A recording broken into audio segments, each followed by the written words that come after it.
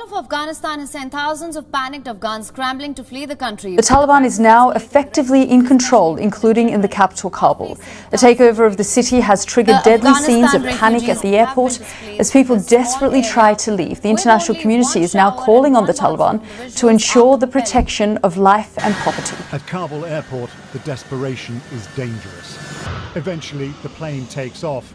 Moments later, as it gains altitude, it appears that two people fall to the ground. Similar scenes on the civilian side, an Afghan airliner unable to leave as crowds frantically try to reach it. What would happen after the last of US forces leave? But I think this is beyond anything, even the worst case scenarios that many had speculated about and many had feared, deeply feared. The scenes from Kabul International Airport are frightening and heartbreaking. Thousands of people desperately trying to find a way out. It's an emergency now. It's nothing to do with process, they're just trying to save lives. Tens of thousands trying to get through. At the front, they're being crushed. Paratroopers pulling people from the mayhem. Outside the gates, shots ring out as the headlong dash which began yesterday continues. At least 2 people have died at the airport today, perhaps more.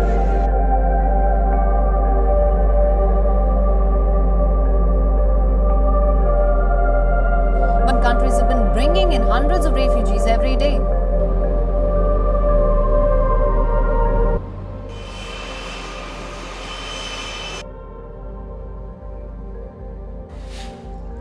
Amal Wardak says Canada gives him hope that his kids will have a safe and happy future. It's part of the Canadian government's commitment to resettle 40,000 Afghans in Canada after the Taliban takeover a year ago. The CBC's Karen Pauls was at the airport when the refugees arrived.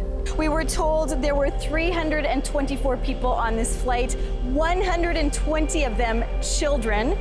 38 of them young women from a high school in Kabul who knew they would be targeted by the Taliban when they took over because they're part of a progressive school that empowers and educates young women. The Taliban takeover of Afghanistan 1 year ago forced tens of thousands of people to flee the country. The United Nations says 180,000 Afghans, in fact, have fled the region since the start of 2021. Canada has promised to resettle at least 40,000 of them. 17,375 Afghans have arrived here since last August.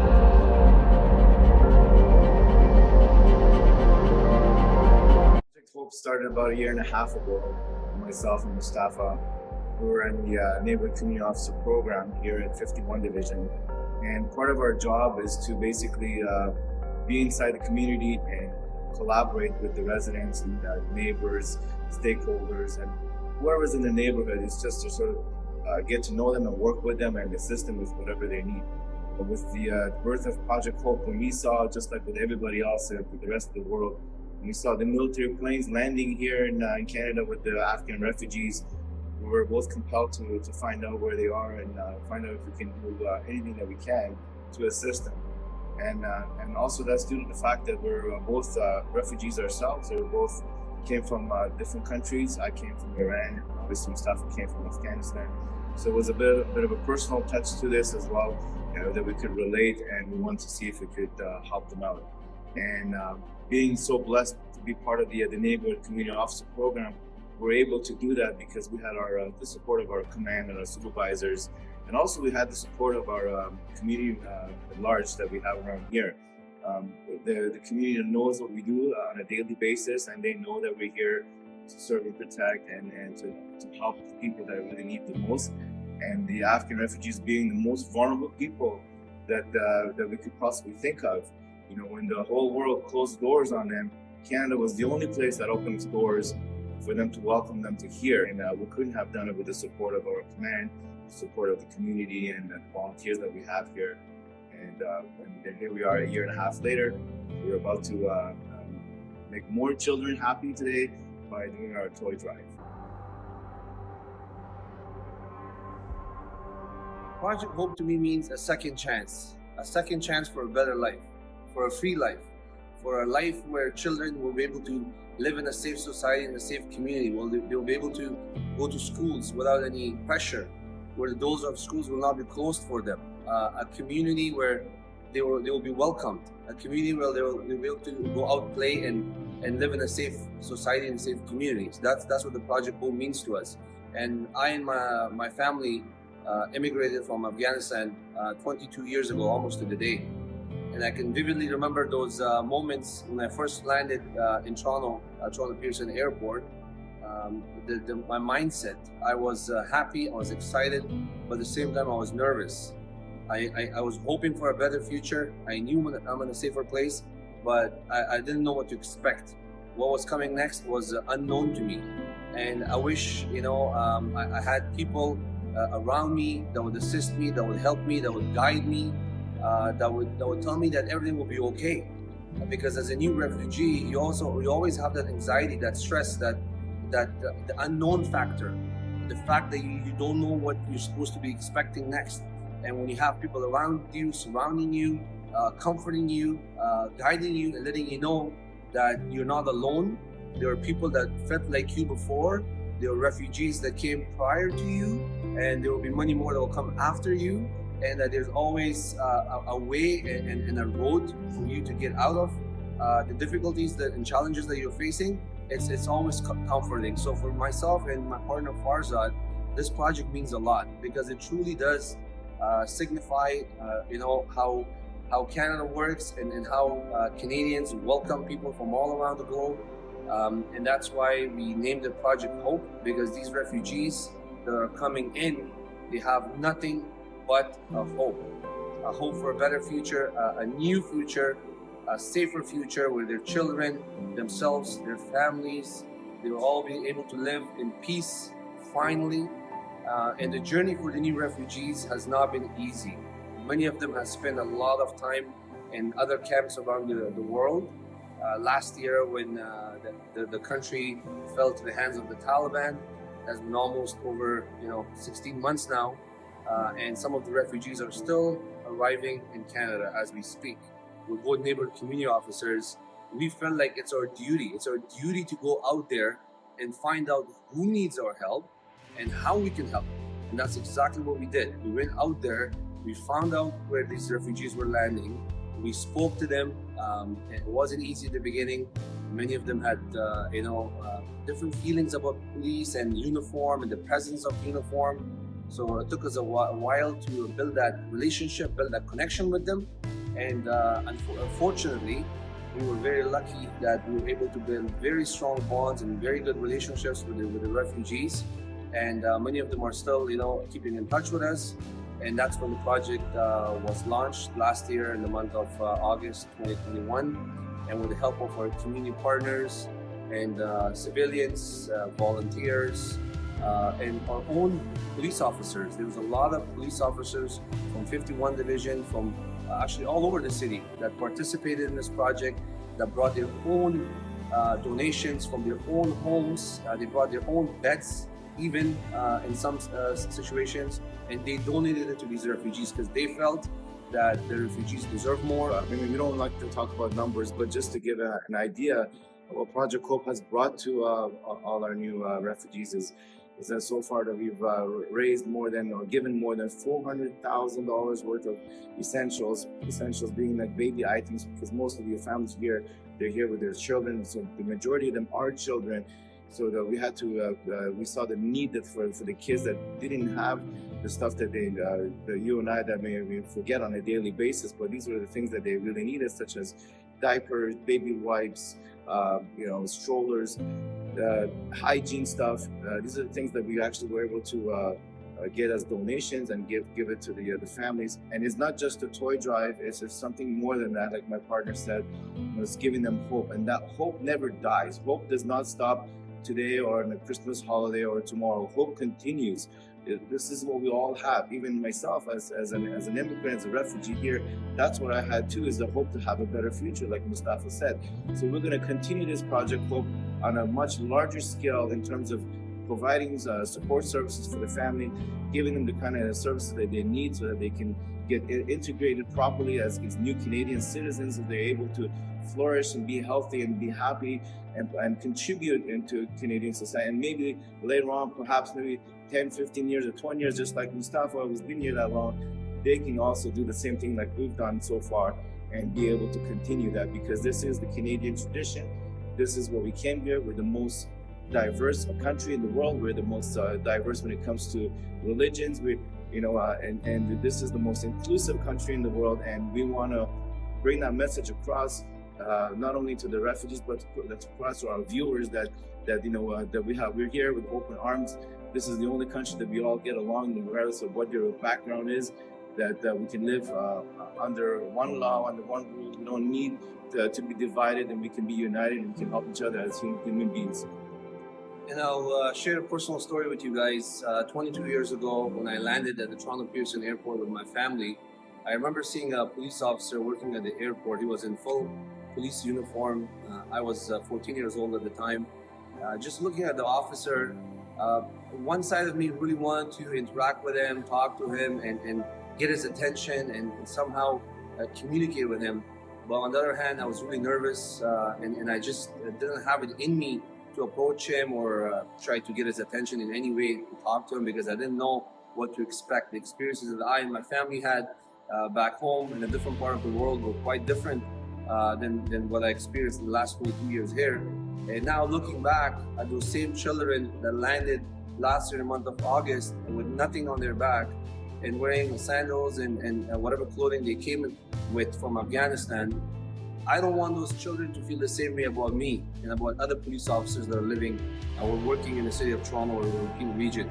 I want those new Canadians, those refugees that just landed, I want them to know that police are the public and the public are the police, that we are all one. There's no division among us, and that we are here to help them, we're here to guide them, we're here to support them, and we'll do whatever we can to be there for them.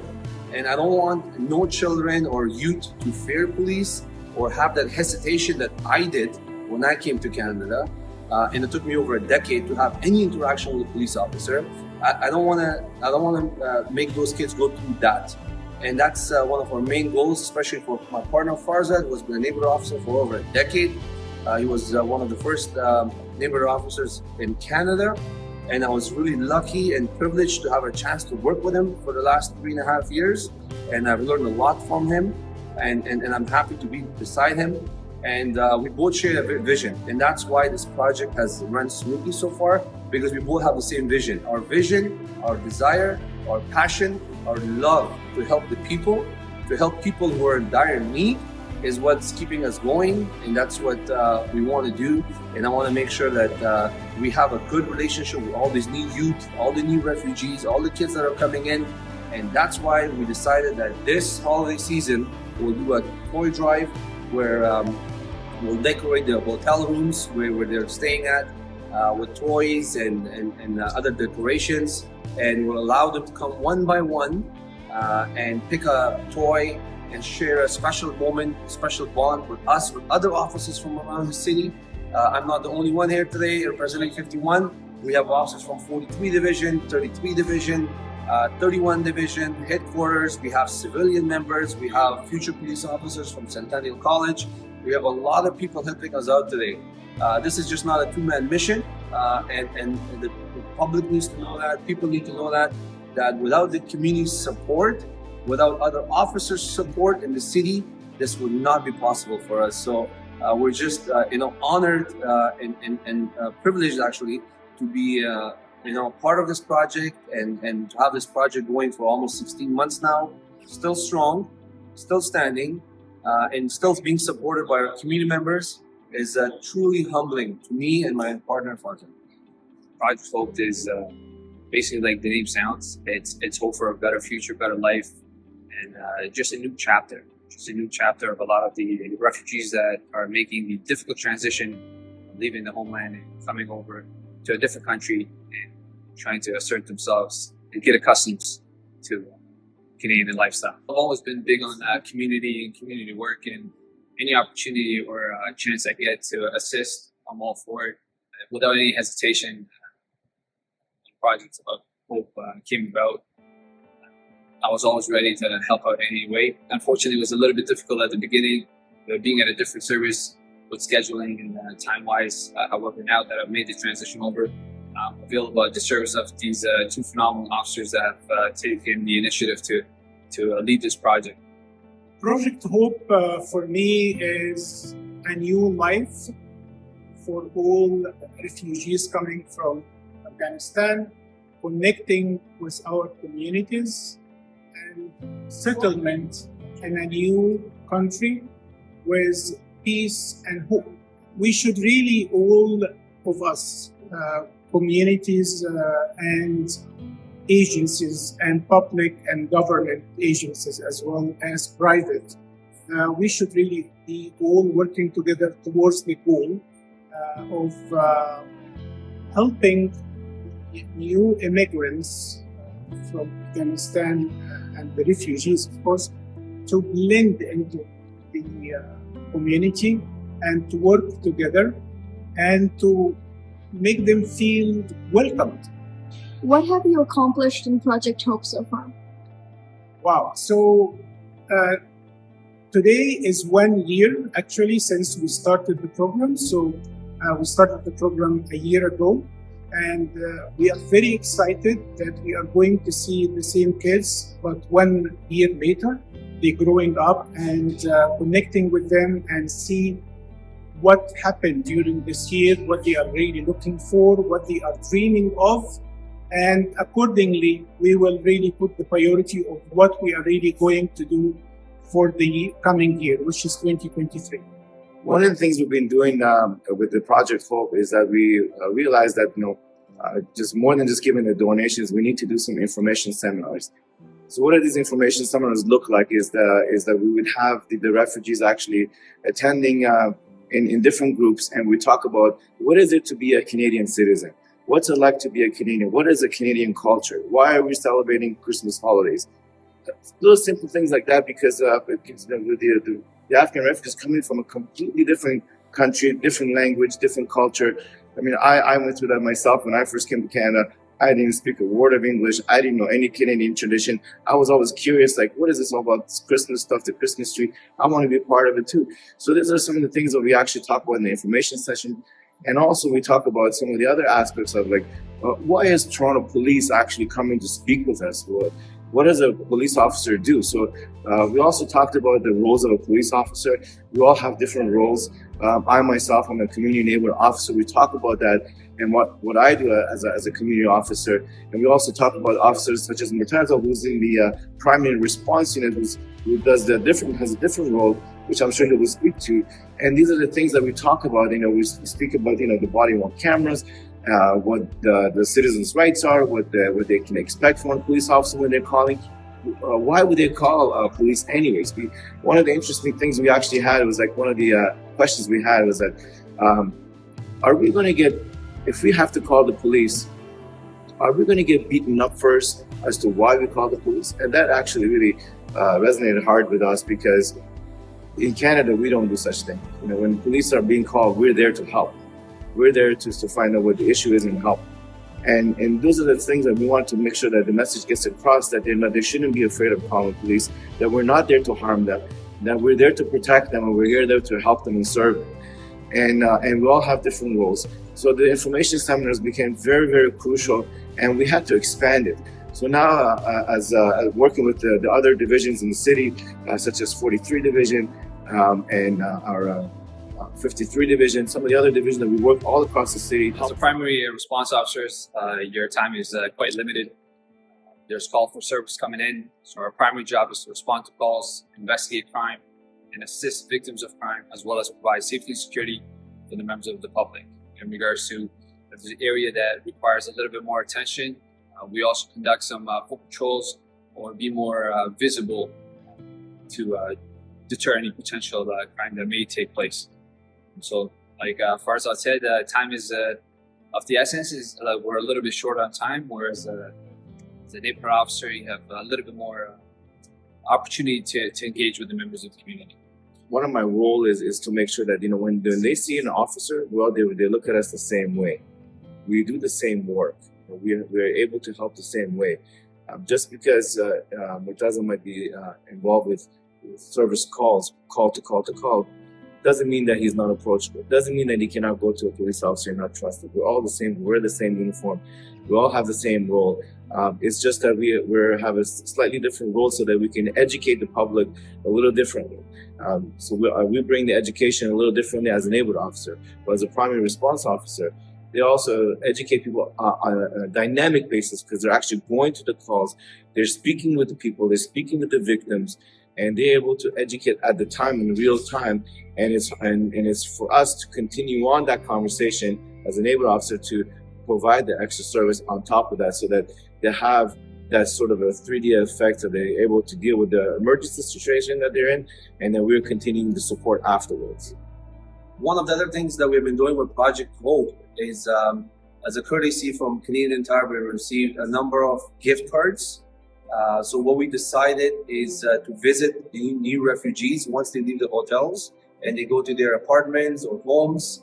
We visit them, we conduct door knocks, we enter their homes, and we provide them with the basic necessities that someone would need when they're starting off a new life. And at the same time, we also leave them with a few gift cards where they could go on their own time and purchase whatever they need for their home to get their lives started. And one of the other reasons why we're doing this is to meet them and build those relationships and build those bonds. This way they don't see as, police came to my house because necessarily there's something wrong. There doesn't have to be something wrong for us to go meet people or visit people or do well-being checks. We're human beings. We know we're part of the community. We're part of the society. So it's our job to visit people, to see what they need, to conduct door knocks, to do well-being checks. And that's why we do these visits. We call them ahead. Obviously, we give them heads up. And then we go and meet them. We see their kids. And honestly, the joy that we see on their faces has, it melts our hearts. It's truly heartwarming, and it's incredible to see. So 43 Division, which is Scarborough, has a significant population of Afghans, and I'll be conducting some meet and greet, as well as completing the gift card drop-offs. The gift card drop-offs that we have, we've been so blessed to have such great sponsors, such as Canadian Tire. And the name itself, Canadian, I mean, what better can that be? To get these gift cards and to actually deliver them to these refugees who will go in their homes and they literally have absolutely nothing inside their homes. No bed, no dishes, no pillows. They're sleeping on the ground, they're eating on the ground. And to go there, to be able to get these gift cards just to get them started so that they can continue the hope of, that we can be able to move on and move forward. I mean, we all struggled through the pandemic. We all went through all the issues that we had to go through. I mean, now we're still feeling the effects of it afterwards. But you can just imagine with these new families, they're feeling it a lot more. And to see them being isolated, that's something that we want to completely avoid. And that's why we go in there and provide them these gift certificates. And we want to say thanks to Canadian Tire who were able to do that for us. They've been doing that for us for now. This is the second year now that we're able to go ahead and continue on and be able to help the families start to flourish and be able to be normal inside their home, so they don't feel like just like back home where they had to sleep in fear on the ground or underground. Now they can sleep properly on a mattress here, and that's what we had also our officers from our division and across the city donate their own personal mattresses so that the families can have somewhere to sleep on properly and securely, and they know that we're there for them whenever they need them, so they don't have to be in fear, they don't have to be in isolation, and they can actually function properly as a good Canadian family.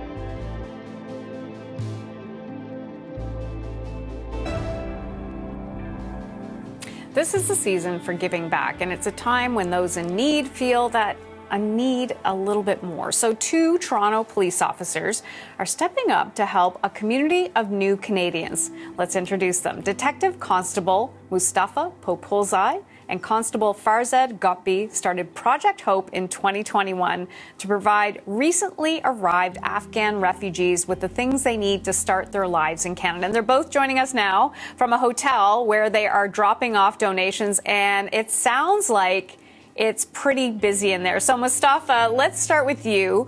Tell us what inspired you to start Project Hope. What inspired me was a few reasons. Number one being I was a refugee myself 22 years ago, almost to the date, in the year 2000. I and my family fled Afghanistan due to the Taliban regime. We escaped for our lives, and thanks to Canada, the government of Canada, they accepted us, and here we are. And now, 22 years later, last year we saw the images of what was happening in Afghanistan, all the chaos that took place. Kids were falling off planes trying to flee the country for a better life, for better safety and security. We felt that we as police officers especially, we need to go where help is needed.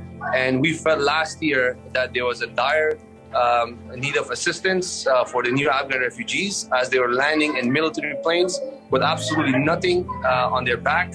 And that's why myself and my partner, we started Project Hope. The reason why we chose the name Hope, Project Hope, was as a new refugee, when you're leaving your home and you're coming to a new country, you have absolutely nothing but a hope for a better life, for a better future. And here we are, a year and a half later. We actually had a plane just land about 15-20 minutes ago with another 150 new refugees. So today, as you can see behind me, we have thousands of toys out here for the kids and for the youth to participate and mingle with the police officers and just celebrate the holiday season. I can see the kids behind you, and it's just a riot because you hear how happy they are. I can't see really well, but you can see them going through the piles there of things you brought. Look, see, he's a good camera person too. Yeah, if you don't mind walking over as well. Like, this is just lovely. Explain what's happening there, Mustafa. As you can see right behind us, we set up the toys here. We're welcoming the Afghan refugees for their first Christmas holidays. And the donations that we got here is from our social media account and our sponsors that we had. They were so kind. And also the TPS members, all the police officers who were involved, donating from their own pocket to try to make this Project Hope happen.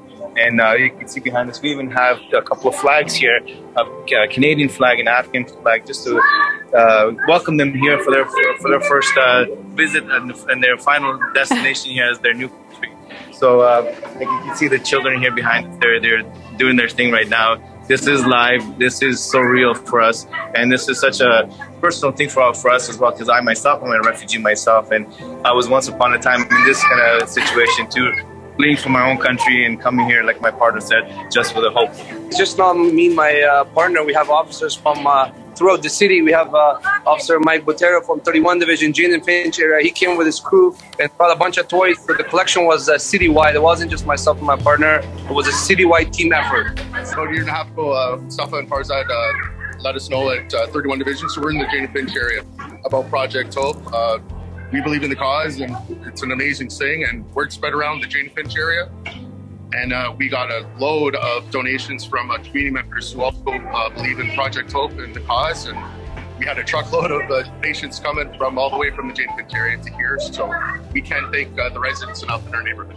I don't know who's going to answer this. You guys just go ahead. We'll follow along with you. But these people come with nothing. Absolutely nothing. And now you're providing them absolutely with what you said, with hope, with a little bit of something. And I just can't get over like the joy I'm feeling from the kids going in and picking out what they want out of there. What does that feel like for you guys? And go ahead, show us the video. You're doing a great job being the camera guy too. Absolutely. I'm just trying to hold up one and speak at the same time. It's perfect. You're doing great. You know what? As I mentioned, when I came 22 years ago to Canada from Afghanistan myself, unfortunately, I didn't get a chance to interact with police officers or have a holiday season celebration or anything like that. And I want to make sure that the things that I did not experience as a child or as a youth, I want to make sure these new refugees, they experience that. I want to make sure that they understand why now they're in the greatest country on earth. And that's where we have the great Canadian flag behind us. And it's just a way for them to meet officers, it's just a way to mingle with officers. And another important aspect of this project was to build those relationships. The experiences that they had back home with uniformed police officers is obviously much different. And we want to change the perspective. We want to make sure that they understand that, police, we're here for them, we're public servants, and we're here to serve them, and we're here to help them in any way we need. And as I'm moving around, we have our sergeant here, Sergeant Henry Dick, with assistance from day one. Everyone, I just think it's an amazing project. I was so glad that we were able to embark on this. We always say in our office, everybody's come from somewhere in Canada, and we want to make newcomers to Canada feel welcome. It's just amazing that we're able to have officers that can speak to people that are arriving in Canada in their own language and answer their questions and their concerns. And their anxiety is somewhat lessened when they get to meet a police officer here for the first time who's actually willing to give them a hand. And to date, now we're well beyond the $400,000 mark in terms of the goods that we have provided, thanks to the generosity of the community and the police officers who have been involved. It's just a great project, and it has life-altering impact. I guarantee you there are going to be people that have come here that will remember the work that we're all doing today. Oh, it's just so wonderful. Farzad, let me ask you, tell us the nicest story you've heard from one of the people either there today or who's arrived. Just tell us one of those human stories. Well, we have many. One story we just had just outside the doors today. I had a father with his son who just arrived in Canada just a few weeks ago. And he was hesitant to come up to me, so I approached him. And he was looking at the truck with the toys. And I said, no, this is all for you guys. And he said, why is the police bringing all these toys here? And even me as a child, when I was here, I was afraid to go up to police. I thought maybe I'm in trouble or whatnot. And just to go with open arms and accept them, I thought this is not just a police way, but this is a Canadian way. This is what we do as Canadians.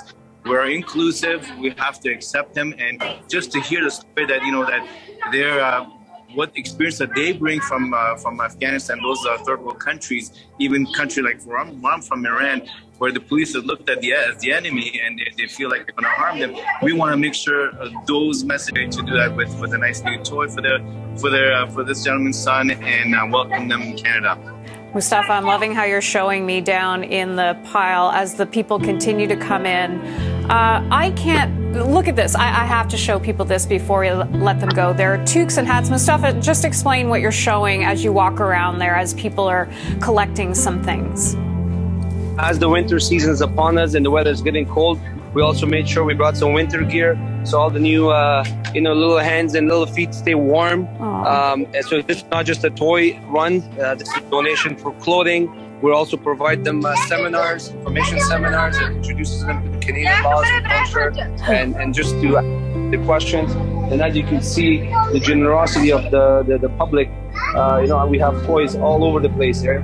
And as you can see, all these toys that were donated, some of them are of really high quality. And we have, we're allowing kids to come in, and pick whatever they want. So this way they're not rushed, they're not getting something that they're not liking. We allow them, we give them the time to pick and choose whatever they want. So just seeing the joy on their faces and the smile on their faces, it's absolutely heartwarming. So we're actually lucky to be in this position to see them, be happy. And as police officers, I believe that that's our main job. One of our jobs is to assist and wow. Oh, we lost them. Okay, that is unfortunate, but that was Toronto police officers, Detective Constable Mustafa Populzai and Constable Farzad Gotbi, joining us from Toronto with an extremely heartwarming story. Wow, have you seen this, man? Look at this. This is amazing. We're all waiting for us. Every time we came on our social media account, we're talking about giving the donations. They're right behind me. This is just an example. They're just waiting in the hallway here. So you can just imagine what it's going to be like in the room. Like I said, the Christmas tree is up. This is for the children. This is for the kids. This is what we work so hard for. They're the future. this is what Canada is. This is what the Canadian tradition is, what it's about. And we can't thank you enough for helping us, allowing us to be a part of this journey and to make this happen for every kid here. We will not leave this place until every child gets a toy.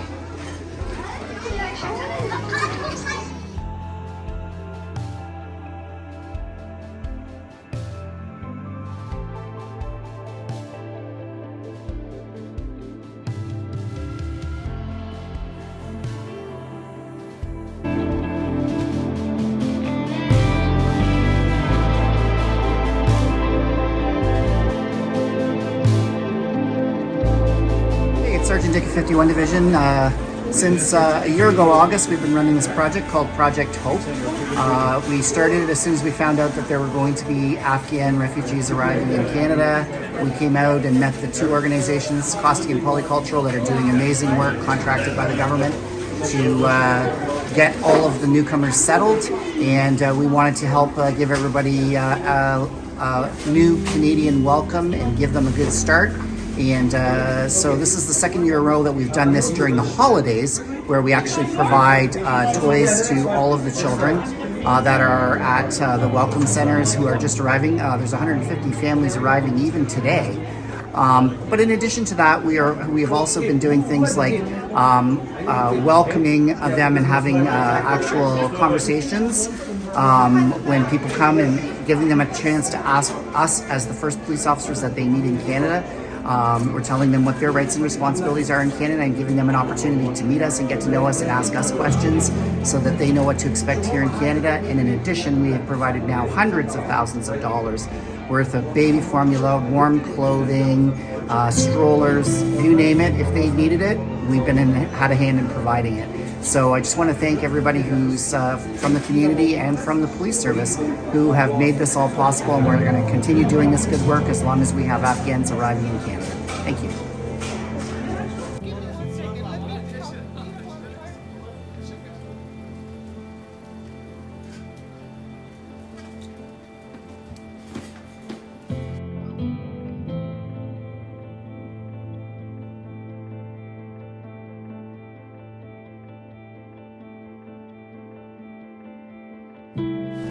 We work even in dark. That's what we do.